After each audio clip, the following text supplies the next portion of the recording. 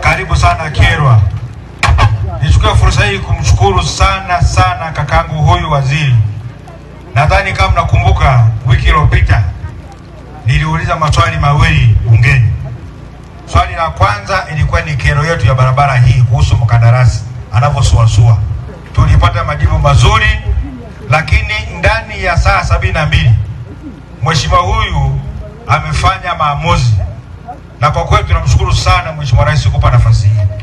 Unadhihirisha kabisa kwamba wewe unatenda kwa matendo na unasimamia dira ya Chama cha Mapinduzi. Mpaka umefika hapo, umetembea zaidi ya kilomita 1600 kuja kujionea. Tunashukuru sana.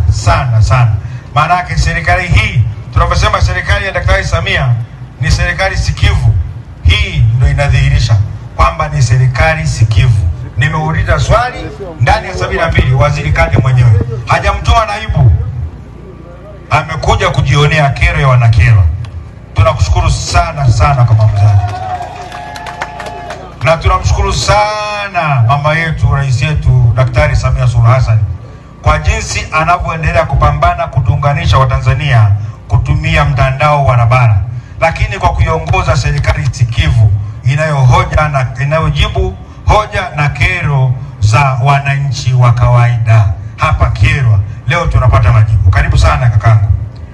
Mheshimiwa Waziri, hii barabara kwa kweli ni kilio cha miaka mingi toka nazaliwa mpaka leo tunatamani kuona rami.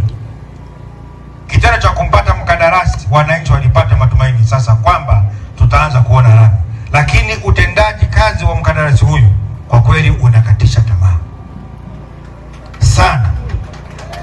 Wananchi hawa walivyosikia unakuja walipata matumaini, sasa tunaenda kuona majibu, na tunakuomba leo hii utolee majibu ya ufumbuzi wa barabara yetu, kwa sababu barabara hii sio tu rami, bali ni daraja la wanakyerwa, ni daraja la kupeleka wafanyabiashara, ni daraja la wanafunzi, ni daraja la walimu, ni daraja la kwetu sisi kupeleka kwenda sokoni, kwa sababu sisi ni wanakulima.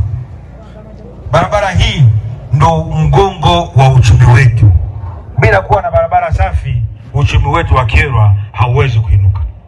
Kwa hiyo tunakuomba sana Mheshimiwa Waziri, ujio wako huu sasa utoe mwanga kwamba Kyerwa wanaenda kupata barabara.